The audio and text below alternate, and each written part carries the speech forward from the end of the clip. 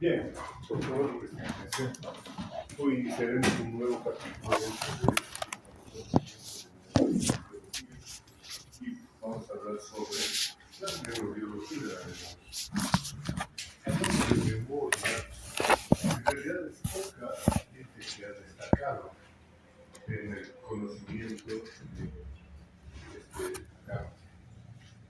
Y fundamentalmente, no por falta de interés, sino por lo difícil y etéreo que es comprender y seguir el rastro de los memoria. La memoria registrada como una definición es una capacidad del cerebro para registrar, codificar, almacenar y evocar información. Ese es el punto clave. La palabra aquí es información. Entonces, la información es lo que se va a, de alguna forma, quedar dentro del cerebro de una manera que la podemos a veces cuando leemos y otras veces cuando las circunstancias nos obligan a eso. Dentro de los investigadores queremos destacar a dos. El primer libro científico, muy conocido por todos nosotros, vamos a hacer un médico neurólogo, no estoy seguro que era neurólogo, pero era un español que trabajó en histología de los tejidos y fue uno de los pioneros en afirmar que los procesos de aprendizaje se relacionaban con el desarrollo de sinapsis. Estableció ese postulado, el aprendizaje está en función del desarrollo de sinapsis en el sistema nervioso central. Y ese postulado se mantiene hasta el presente. Y después de muchos años, aquí lo hemos puesto a la derecha al doctor neurocientífico Campbell, que en el año 2000 recibió un premio Nobel de Medicina por sus estudios sobre memoria y aprendizaje.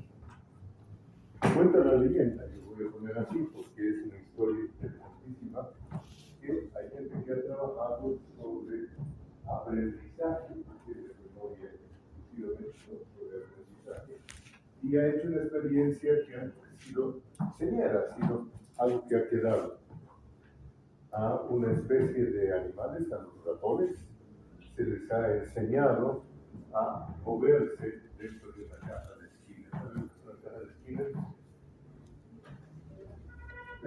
Como el laberinto del Minotauro, un lugar donde hay caminos, donde a veces no llevan a ningún lado, y otros, al final de cuentas, te pueden llevar a la salida o a un objetivo.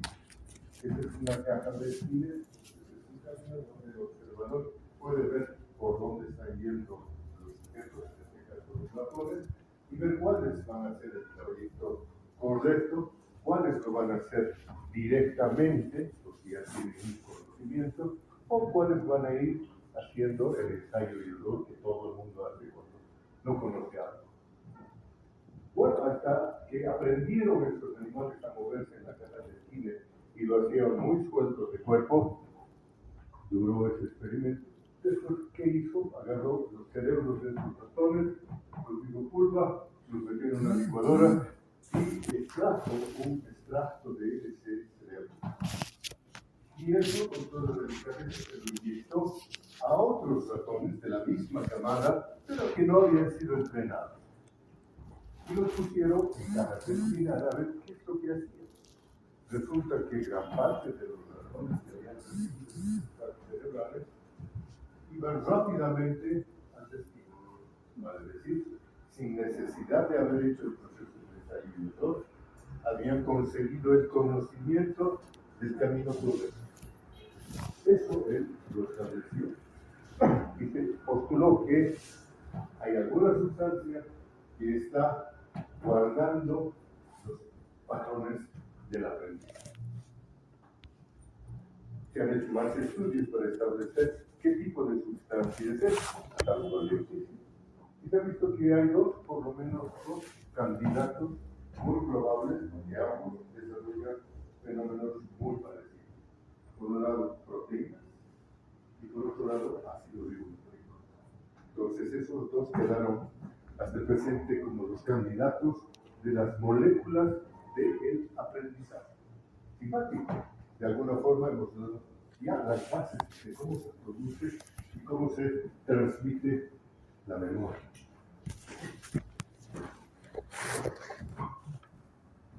Nosotros hemos estado mencionando un término que se refiere a aprendizaje. ¿Qué diferencia o qué similitudes hay entre memoria y aprendizaje? Allá las hemos puesto en sus definiciones, quiero que lean atentamente para ver si descubren cuál es la diferencia fundamental entre lo uno y lo otro. Memoria, y lo hemos dicho varias veces, es el proceso de adquirimiento, registro y evocación de información. ¿Y qué es el aprendizaje? El aprendizaje es el uso de esa información para cambiar la conducta. ¿Ok? Ustedes cuando están haciendo prácticas de neurofisiología esta temporada, están haciendo un registro léxico, están aprendiendo cosas, están registrando experiencias y lo que se va a traducir es en una habilidad que han adquirido. Ha habido un cambio conductual cuando ustedes han empezado a realizar estímulos en diferentes tendones, en diferentes partes del cuerpo, para conseguir respuestas. Han hecho un aprendizaje. Entonces, aprendizaje es el proceso de adquisición de algo, de información, para efectuar un cambio conductual que se puede manifestar inmediatamente o puede manifestarse a posteriori, después. Como por ejemplo, cuando ustedes estudian una materia de neurofisiología y cuando se les está preguntando cómo se hace tal o cual maniobra, pues la evocan, y han cambiado por mucho de no tener idea a qué es lo que están diciendo o qué es lo que quieren decir, a tener certeza de que, sí, se hace, esto es fácil. Entonces, fíjense ustedes, los dos son fenómenos superpuestos, pero hay una estratificación. ¿Qué es primero? ¿Qué es lo más básico? ¿La memoria o el aprendizaje? La memoria. ¿Y qué le sigue? El aprendizaje. Ahí establece la diferencia entre las estrategias y técnicas de estudio que muchos de ustedes siguen. Muchos se dedican a simplemente hacer el registro de información. Usan su memoria. Leen una y otra vez. Tal vez se comprende, tal vez no la comprende, pero la tiene registrada la información. Pero en algún nivel, esos mismos sujetos o algunos de esos llevan a otro nivel esa adquisición de información y generan un aprendizaje. Han aprendido a hacer algo. ¿Ok? Por lo tanto, creo que nos queda clara la diferencia, que es bastante sutil en realidad. Ahora, hay un problema con este punto de la memoria porque no es como el lenguaje. Dos cualidades, lenguaje oral, lenguaje escrito, leer o escribir, o hablar o escribir, perdón.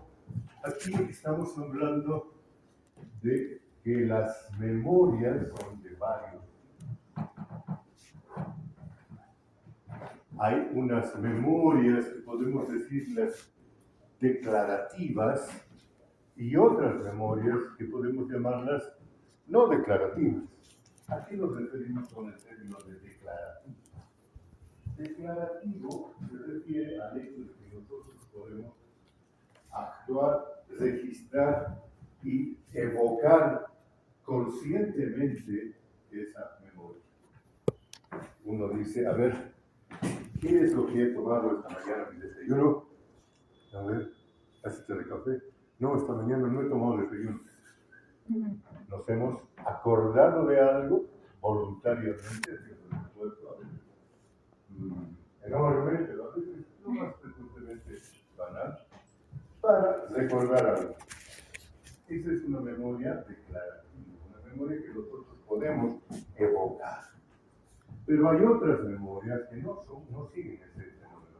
Por ejemplo, la habilidad de manejar bicicleta. Hemos aprendido a manejar bicicleta, lo sabemos hacer, pero lo hacemos sin necesidad de que hagamos un esfuerzo por recordar cómo se hacía para pedalear o cómo mantengo mi equilibrio sobre la mesa. Esas entonces son memorias no declarativas. Entre las memorias declarativas hay dos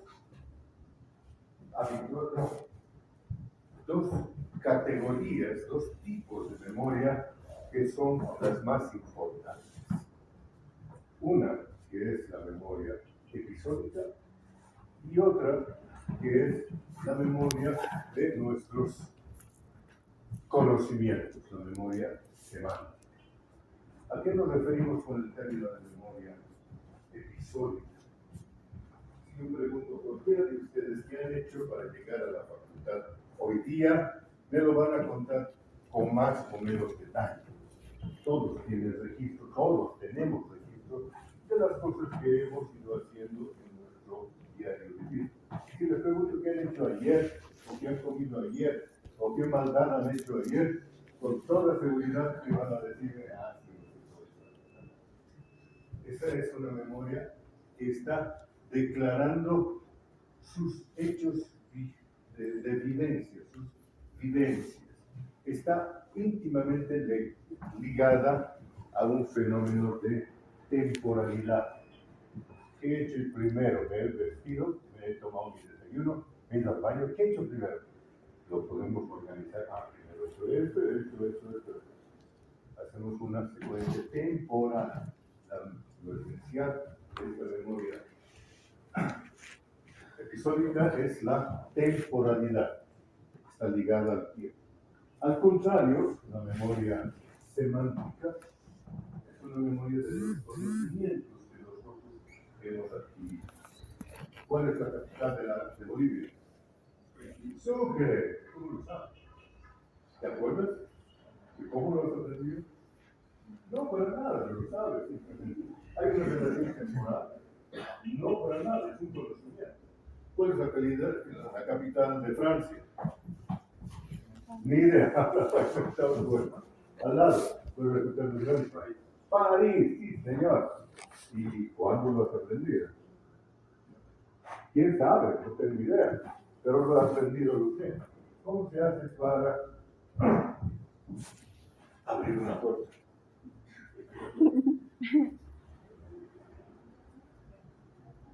¿Ya? ¿Y si está con llave? Saca la llave, pones en la cerradura y se pone esto. Fíjense ustedes, son nuestros conocimientos. No son temporales, no hay una relación temporal. No es que podemos evocar cuándo lo hemos aprendido, no. Simplemente lo sabemos. Ahora bien, para eso tenemos que haber tenido experiencia, que sea leyendo, ya sea haciendo. Mientras tanto, si no se llega a ese nivel de tener experiencias, esa memoria no se consolida o desaparece, o directamente no la tenemos si no hemos aprendido algo. ¿Okay? Fíjense entonces, esas son nuestras memorias declarativas, podemos manejar la evocación de ese registro de información. Las otras, las no declarativas, por ejemplo, de las habilidades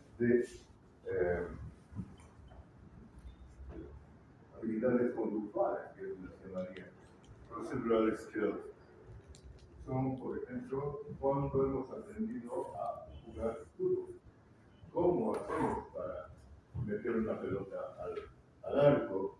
¿Cómo hemos aprendido a manejar una bicicleta, a manejar un automóvil, a realizar habilidades motoras, procedimentales?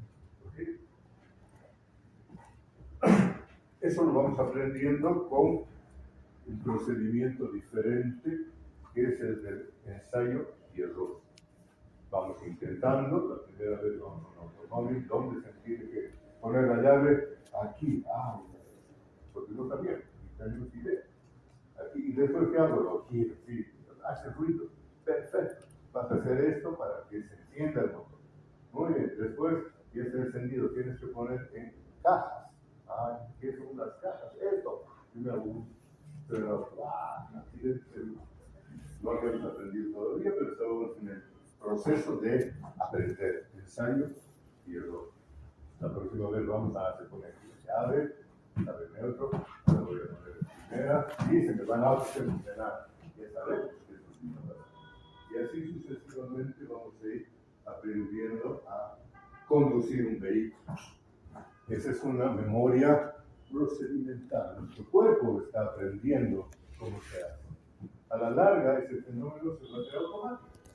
Vamos a entrar al auto, estamos pensando en qué vamos a decir el día, encendemos, partimos, vamos, llegamos a nuestro destino y no nos acordamos siquiera cómo la hicimos, porque lo hicimos automáticamente.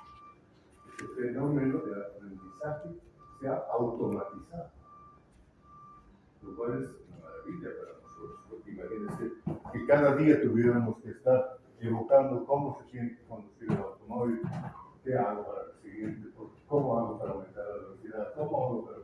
Sería una locura, no podríamos hacer nada rápido. Además de esa memoria no declarativa, pero que de alguna forma la vamos a mencionar en el punto de charla, hay otras memorias no declarativas. Por ejemplo, el condicionamiento. Los estudios que hizo, los experimentos que hizo un médico ruso, Pablo, han sido también señalos, han quedado registrados en la memoria colectiva. Todo el mundo sabe cómo se hace ese condicionamiento operativo. A él trabajó con perros. A los perros los mataba de hambre hasta que llegaba el momento en el cual les iba a dar sus alimentos, les iba a dar un pedacito de carne. Pero él asoció el darles el pedacito de carne al sonido de un timbre. Cada vez que esos pobres animales hambrientos iban a recibir la carne, él hacía sonar un timbre. Y los animales, pues obviamente iban sobre su carne, segregaban la saliva y se la comían. Al cabo de un tiempo, él ya no les daba la carne, él simplemente hacía sonar el timbre. ¿Y qué hacían los animales? Empezaban a cambiar su conducta buscando la comida, empezaban a secretar saliva en la boca, porque sabían que había una asociación entre el sonido y la llegada de la comida. Y hacía una fase, que es la fase de la estimulación cerebral para la secreción glandular de saliva. Había hecho un aprendizaje que se llama el condicionamiento. Los había condicionado la respuesta de salivación al hecho de escuchar un estímulo que por sí solo no tiene ningún significado. Había aprendido a asociarlo uno con el otro. Entonces, esa es otra variedad de memoria no declarativa. La habituación o la sensibilización es un fenómeno que todos nosotros conocemos. ¿Qué pasa si nos damos un golpe en la rodilla con un martillo por error? Pues nos duele, ¿no es cierto? Nos duele. A veces sí, no.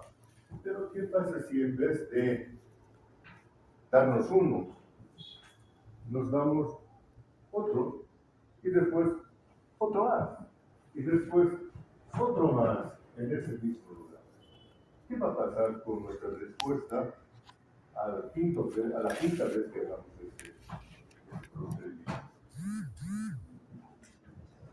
Se va a echar, nos va a doler muchísimo y vamos a ver que ya no es necesario un martillazo de la rodilla para que nos tenga dolor.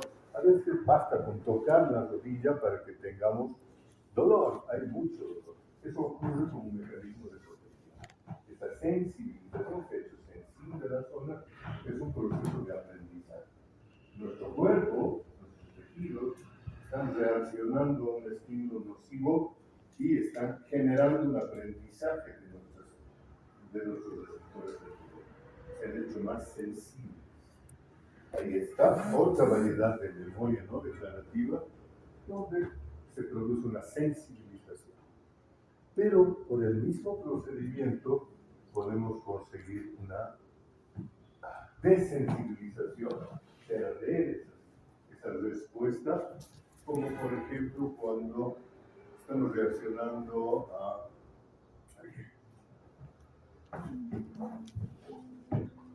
al mismo fenómeno de darnos golpes en la rodilla.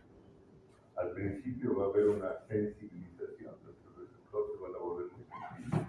Pero si seguimos una y otra vez a lo largo del tiempo, dándole golpes a la rodilla va a reaccionar de otra manera, la piel se va a hacer más gruesa y la sensibilidad de esa región va a disminuir.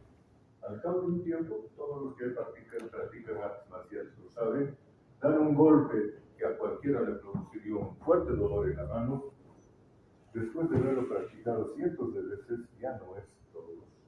Nos hemos acostumbrado a desaparecer el dolor y podemos dar golpes con la mano hasta rompernos los huesos si queremos, o rompernos los huesos. Aquí le fenómenos de desensibilización. Los dos fenómenos frente a un mismo estímulo, lo que cambia es la frecuencia de estimulación. ¿Sí?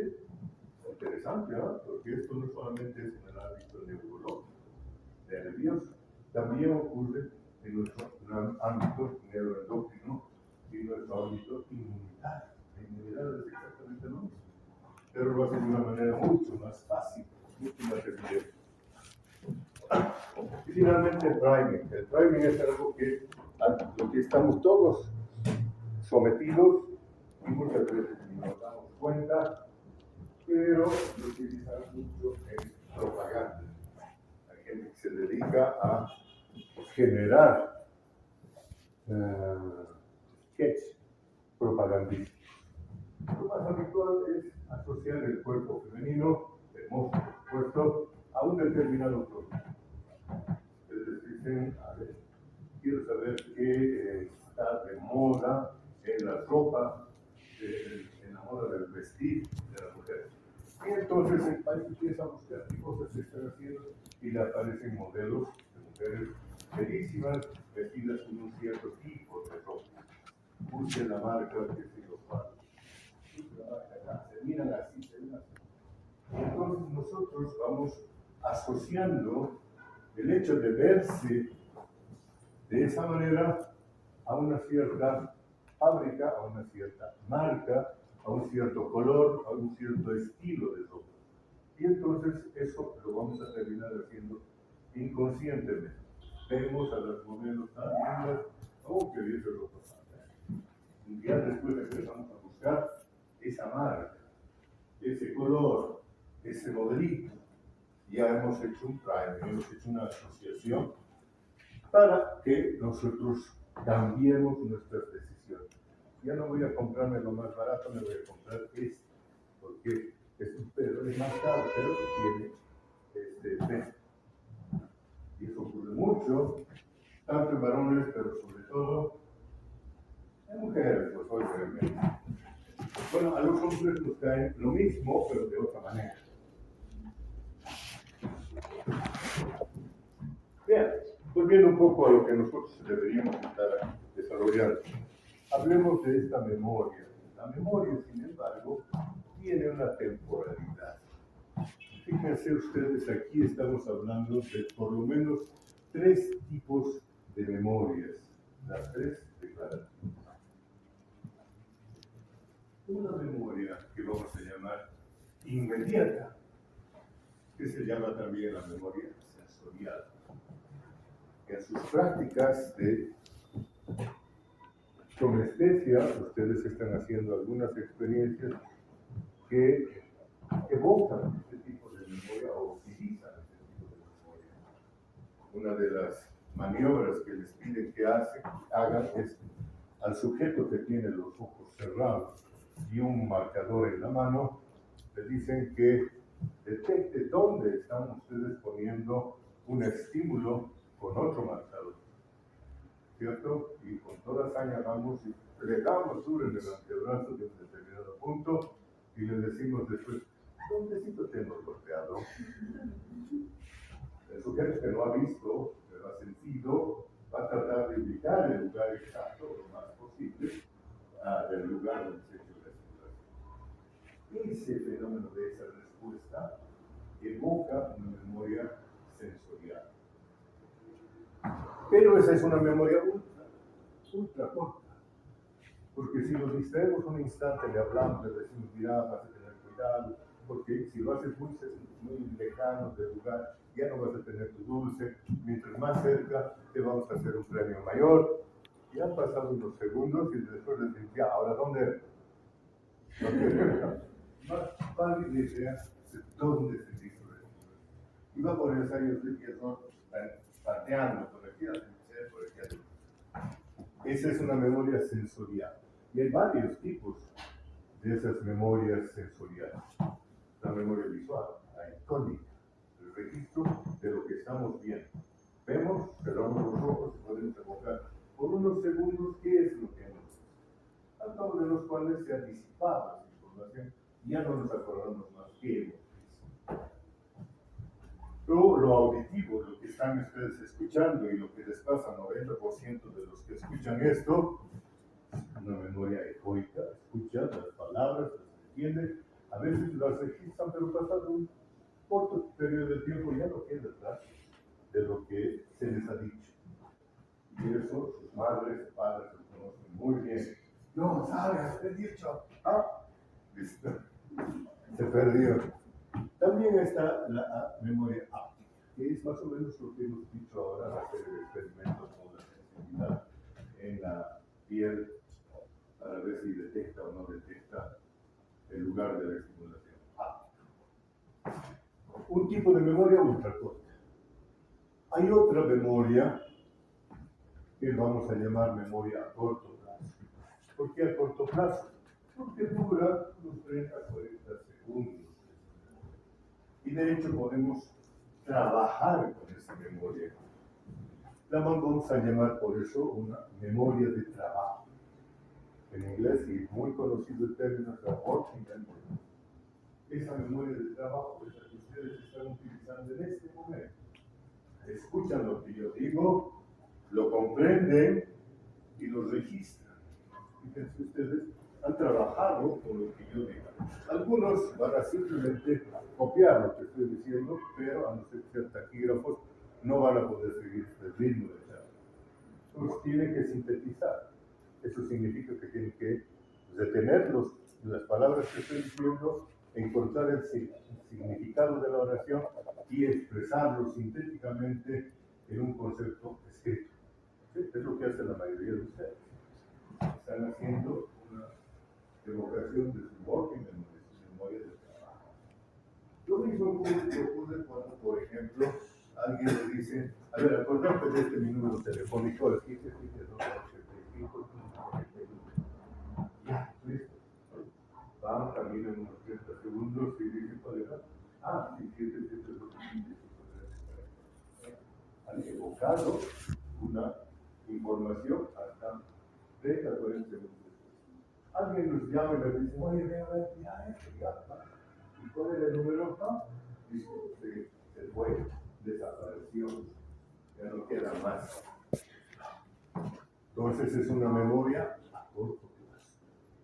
Y por el contrario, hay otra que es la memoria a largo plazo, de las que hemos hablado hace un momento cuando hablamos de las memorias que podemos evocar alternativas y las que no podemos.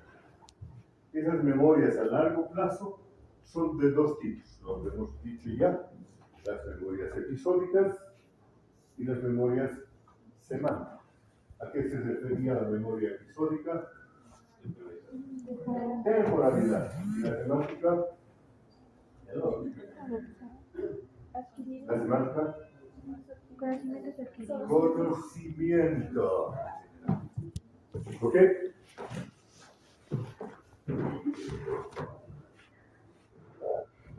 Un pequeño resumen de las características distintivas, sobre todo, de cada uno de estos tipos. La memoria sensorial tiene una capacidad de almacenamiento limitada. Siempre que hay un estímulo visual, vamos a hacer funciones. No se gasta nuestra capacidad visual, a no ser que se acabe un pigmento, la rodoxina, y ese pigmento puede dejar de sintetizarse si nos falta una vitamina, ¿no? La vitamina A. Pero mientras haya vitamina A, nosotros vamos a poder seguir recibiendo información visual una y otra vez. Claro que esa información se va a disipar casi inmediatamente. pero su capacidad entonces es ilimitada. Pero su temporalidad está muy limitada. ¿Dónde está? Aquí está, duración de la información. 1 segundo a 2 segundos. A veces un poquito más, pero más de eso no hay. Entonces, una gran capacidad, pero con una retentibilidad muy, muy limitada. Codificación de la información. Esto lo vamos a dejar un poquito para más adelante. Y olvido y pérdida de la información. Sí, nos olvidamos rápidamente de la pérdida espontánea. Memoria a corto plazo o memoria temporal. Memoria a corto plazo es una categoría. La memoria de trabajo, la working memory, es un tipo específico de memoria a corto plazo. ¿Okay? A veces se los maneja como sinónimos, pero en realidad no lo son.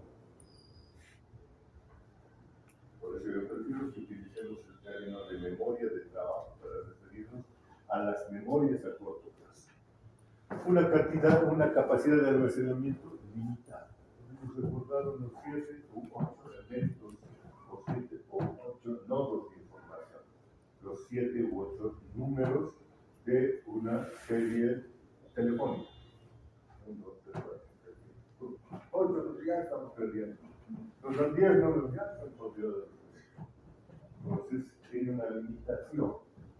Ahora bien, nosotros podemos hacer algunas trampas y empezar a agruparlas.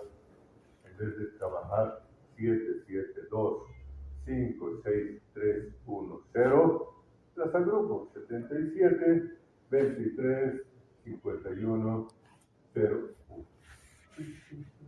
En vez de tener 8 cifras, las hemos reducido a 4, pero pares. O mejor todavía, a tríos. 772, 78, 6, 45. 3. Entonces ahí funciona mejor. Pero sigue siendo el mismo tope de información. 7 elementos de información. Su duración es una relativamente corta. Estamos hablando de 30 hasta 40 segundos. Creo que aquí está más corto, 18 20 segundos. No, en realidad nosotros ahora ya, los hombres modernos, podemos guardar nuestra memoria de trabajo unos 30 a 40 segundos. Esto está sujeto al entrenamiento. Los estudiantes que vienen a clases, por ejemplo, van a desarrollar, ampliar su memoria de trabajo para poder hablar de sintetizar un párrafo relativamente largo y van a mantener el significado de las palabras el tiempo suficiente para poder entender todo el concepto y sintetizarlo en unas pocas palabras. Eso mejora cada vez que ustedes lo intentan. Conforme lo intentan, se van haciendo más hábiles para sintetizarlo. Los que no vienen a clases no tienen esa memoria. Y la memoria a largo plazo tiene una capacidad de almacenamiento ilimitada. Toda nuestra vida está metida en el cerebro y la podemos evocar con solamente un estímulo adecuado. A veces un olor, a veces un sabor y la mayor parte de las veces un esfuerzo. ¿Qué era lo que pasó conmigo el 2 de abril de 1964? Caramba, el esfuerzo va a ser enorme, pero lo van a llegar a hacer eventualmente. ¿Ok? Pero su duración también es ilimitada. Esos recuerdos permanecen en nuestro cerebro prácticamente para siempre, a no ser que haya daños cerebrales. Pero los olvidos no son un evento condicionado por nuestro organismo. No estamos condicionados a olvidar. Lo que pasa es que nosotros fracasamos en evocar la información. No podemos recordar. Pero bajo ciertas circunstancias vamos a recordar que nuestro cerebro está entero. ¿Ok? Ahí lo terminamos. Sus hojitas, por favor.